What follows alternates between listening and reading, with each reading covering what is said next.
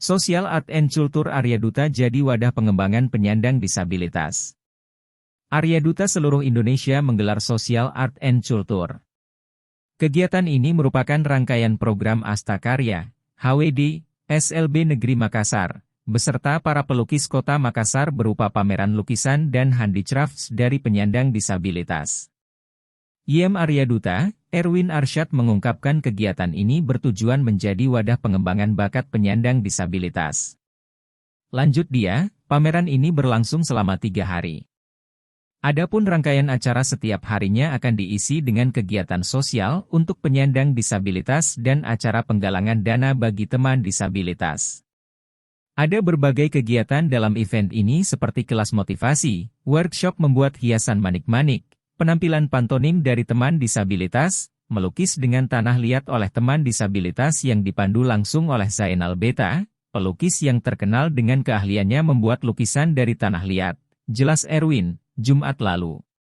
Kemudian ada juga fashion show teman disabilitas dan ditutup dengan penyerahan CSR oleh pihak Arya Duta, Ataya Pro, dan GMTD, tambahnya. Lebih jauh kegiatan ini terlaksana berkat support dari berbagai pihak yang ikut menyukseskan acara ini seperti JNE, Ichitan, Baju Bodo Eksklusive, Toza Juice, Astra Honda, Amanda, Broucil, Fanbo, Fitbar dan Susuze.